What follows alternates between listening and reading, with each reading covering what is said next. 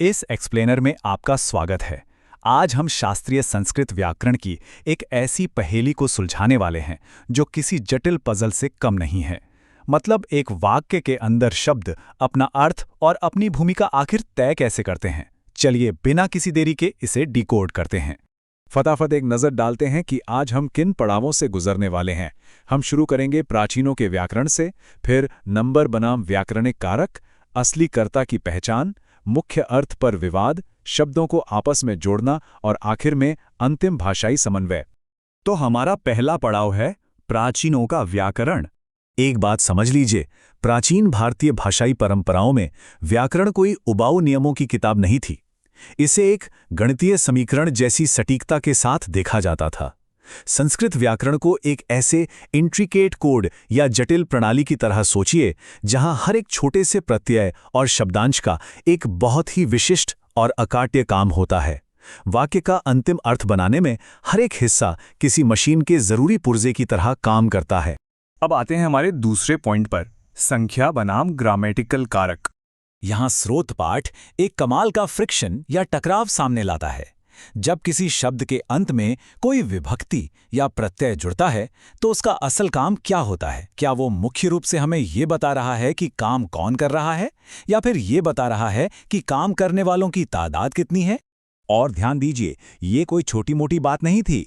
इस एक सवाल ने प्राचीन भाषाविदों के बीच एक बहुत बड़ी सैद्धांतिक बहस छेड़ दी थी। बहस इसी बात पर केंद्रित थी कि प्रत्यय का मुख्य फोकस संख्या यानी नंबर पर है या फिर कर्ता पर। चलिए तीसरे सेक्शन की ओर बढ़ते हैं, वास्तविक कर्ता की पहचान।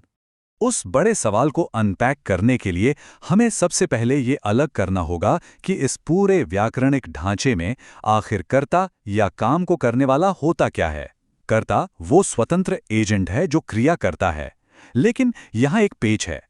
प्राचीन नियम इस कर्ता को व्यक्त करने में सख्त एफिशिएंसी या दक्षता की मांग करते हैं।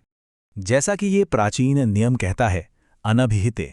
इसका सीधा सा मतलब है कि एक व्याकरणिक कारक सिर्फ तभी कोई अर्थ व्यक्त करेगा जब वह किसी क्रिया प्रत्यय द्वारा पहले से ना बताया गया हो। आसान शब्दों में कहें तो ये नियम रिडंडेंसी यानी दोहराव को रोकता है। अगर क्रिया ने पहले ही कह दिया है वे करते हैं, तो संज्ञा के प्रत्यय को वापस कर्ता का रोल बताकर स्पेस बर्बाद नहीं करना चाहिए, बल्कि संख्या पर फोकस करना चाहिए। और यहीं पर इस पाठ की सबसे बड़ी पहेली हमारे सामने आती है।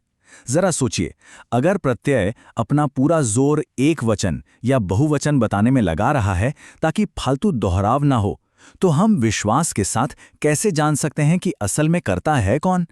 उसकी पहचान तो जैसे अंधेरे में ही रह गई, है ना? यह हमें सीधे हमारे चौथे हिस्से की तरफ ले जाता है, मुख्य अर्थ पर विवाद। यह समस्या एक बहुत ही गहरी दार्शनिक बहस को जन्म देती है। पाठ यहाँ दो प्रतिस्पर्धी व्याख्याएं दिखाता है।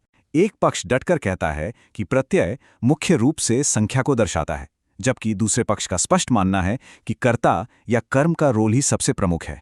टिप्पणीकार इस बात पर गहराई से बहस कर रहे थे कि क्या कर्ता उपसर्जन यानी सेकेंडरी या गौण है और संख्या प्राधान्य यानी प्राइमरी है। यह सुनने में भले ही छोटी सी डिटेल लगे, लेकिन यह पूरी तरह से बदल देती है कि हमारा दिमाग किसी वाक्य को कैसे डिकोड करता है। अब हम अपने 5वें सेक्शन पर आते हैं, शब्दों को आपस में जोड़ना। इस भाषाई टकराव को सुलझाने के लिए प्राचीन विद्वानों ने शब्दों को आपस में जोड़ने के बेहतरीन और परिष्कृत नियम विकसित किए।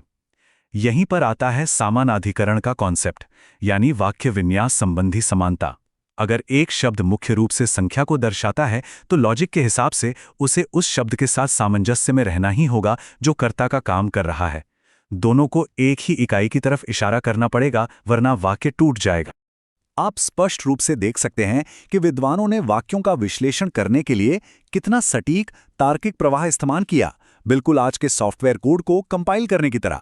पहला स्टेप मूल संज्ञा को पहचानना, दूसरा प्राथमिक संख्या के लिए प्रत्यय का विश्लेषण करना, और तीसरा संख्या को कर्ता से जोड़ने के लिए कोर रेफरेंस निर्धारित करना।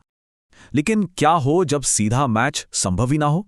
तब पाठ बताता है कि विद्वानों ने लक्षणा यानी निहित या अप्रत्यक्ष अर्थ का सहारा लिया और लॉजिकल शिफ्ट के जरिए व्याकरणिक कारकों को बदला, जिसे विभक्ति विपरिणाम कहते हैं, ताकि शब्दों के बीच सीधे विरोधाभास से बचा जा सके। ये सच में कमाल की बौद्धिक गहराई है। और अब हम अपने आखिरी सेक्शन की तरफ बढ़ते हैं, अंतिम भाषाई समन्वय। समस्या और उसकी टूल्स को अच्छी तरह से ब्रेक डाउन करने के बाद पाठ एक बहुत ही शानदार और एलिगेंट समाधान पर पहुंचता है। यह निष्कर्ष निकालता है कि कर्ता और संख्या आपस में लड़ते नहीं हैं, बल्कि उनके बीच विशेषण विशेष्य भाव बन जाता है। यह प्राथमिक और द्वितीयक अर्थ आपस में इस तरह इंटरैक्ट करते हैं कि व्याकरण के किसी नियम को तोड़े बिना एक परफेक्ट वाक्य सामंजस्य तैयार हो जाता है।